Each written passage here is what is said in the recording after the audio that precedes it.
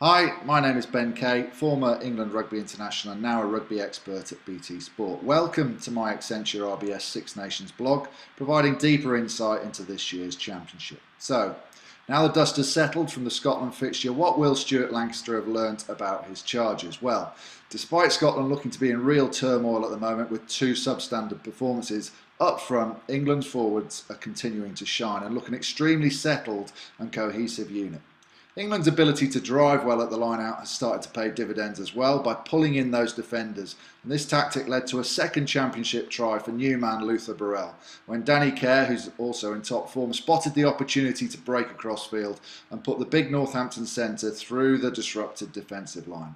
To have confidence in your driving play, though, you need a good line-out, and the stats show that that thrower and line-out general relationship of club colleagues Dylan Hartley and Courtney Laws is really benefiting from the familiarity of their relationship. In dreadful conditions, Hartley was an outstanding 100% from 20 throws, with Laws taking responsibility for 11 of England's line-out takes himself. Statistically, though, the standout performer for England so far has been a man who I highlighted as being vital to England's championship chances this season. Billy Vunipola backed up his superb performance in France with another barnstorming display, and so far he has made 33 carries, making 127 metres, beating 9 defenders in the process and setting up 2 tries for his teammates. Now, looking ahead to the Ireland clash at Twickenham on the 22nd of Feb, this game is shaping up to be an absolute cracker. Two similar style packs, both in really confident mood. Now, I've already spoken of England's driving prowess, but in this department, it's Ireland that have been leading the way, scoring 3 tries in the championship already from their driving maul.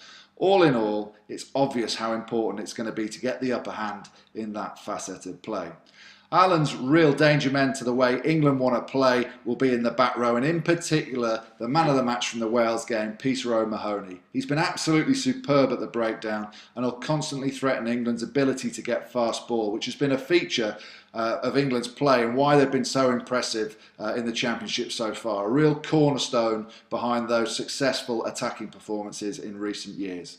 Again, a lot will ride on Vunipola's ability to cross the gain line and tie in those extra defenders to create opportunities wider out. But a note of caution here, as Ireland are the masters of the choke tackle. That is holding the ball up in the tackle, holding the carrier up, preventing him from going to ground, recycling the ball, and thus winning the put into the resulting scrum for the defensive team.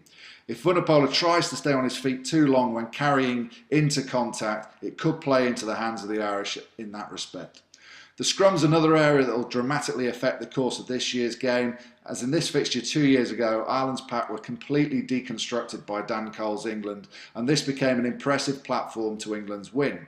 Mike Ross, Ireland's tight head, he's been impressive in the 2 games so far, but surely in the back of his mind there must be that element of doubt that what happened 2 years ago could happen again this time round. So in terms of predictions, really difficult to call, but I'm going to back England for the win for a couple of reasons really. Firstly, they're at home, and this is always an advantage in the Six Nations, but particularly against Ireland, who seem to be able to find another gear against the English in Dublin. The second reason is the pressure. With Ireland still gunning for a Grand Slam, and particularly in Brian O'Driscoll's last season, there's more pressure on them. And if one team has more pressure on them than the other, it's that team that tends to play within themselves, not wanting to make any mistakes. England, in contrast, can't do the Grand Slam, but come off the back of 2 performances that have really given them confidence in their attacking game.